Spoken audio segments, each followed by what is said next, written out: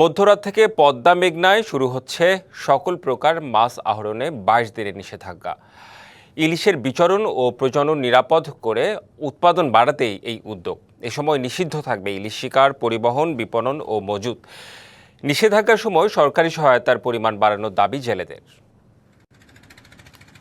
ডিম ছাড়তে সাগরের ইলিশ ঝাঁকে ঝাঁকে ছুটে আসে মিঠা পানির নদীতে। ইলিশের প্রজনন নিশ্চিতে তাই নদী ও সাগরে মাছ শিকারে সরকারের এই নিষেধাজ্ঞা। মধ্যরাত থেকে শুরু হওয়া নিষেধাজ্ঞা চলবে ২৫ অক্টোবর পর্যন্ত।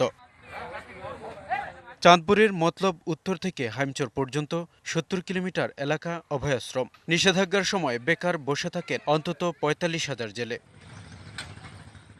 যদিও জেলেদের দাবি, চলতি মৌসুমে ধরা পড়েনি কাঙ্ক্ষিত ইলিশ। এতে ঋণের কিস্তি ও সংসার নিয়ে বিপাকে তারা।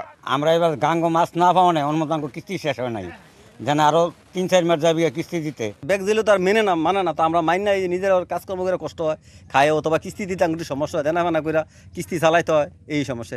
অন্যান্য সময় খাদ্য সহায়তা হিসেবে ২৫ কেজি চাল দেয়া হলেও এবছর দেয়া হচ্ছে ৩০ কেজি। তবে তা পর্যাপ্ত নয় দাবি জেলেদের। ২২ কেজি চাল দিয়া তারা কি করব? এই সরকারের কাছে আবেদন, প্রকৃত জেলে চাইয়া তাতে বরাদ্দ যে চাইলটা আসে টাকা চাইলটা দেওয়ার জন্য অনুরোধ করতেছি।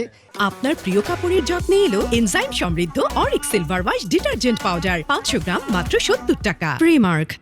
এদিকে অভয়াশ্রম বাস্তবায়নে জেলা টাস্কফোর্স কমিটির মাধ্যমে নেওয়া হয়েছে ব্যাপক প্রস্তুতি। ইলিশ রক্ষা অভিযান সফল করতে কঠোর নজরদারির কথা জানিয়েছে প্রশাসন। অনেকগুলো সংস্থা একসাথে কাজ করছে। চাঁদপুর জেলায় আমরা সুন্দরভাবে মা ইলিশ সংরক্ষণ কার্যক্রম বাস্তবায়ন করতে পারবো এবং তার ফলশ্রুতিতে মা ইলিশ রক্ষা করতে পারবো। ইলিশের উৎপাদন আমরা সেই ধারাবাহিকতাটা ধরে রাখতে পারবো। ইলিশের প্রজনন নির্বিঘ্ন করতে ২০০৬ সাল থেকে এই কর্মসূচি বাস্তবায়ন করছে সরকার। নিষেধাজ্ঞার সময় ইলিশ আহরণ, বিপণন ও মজুদ সম্পূর্ণ নিষিদ্ধ। অমান্য করলে জেল জরিমানার বিধান রয়েছে।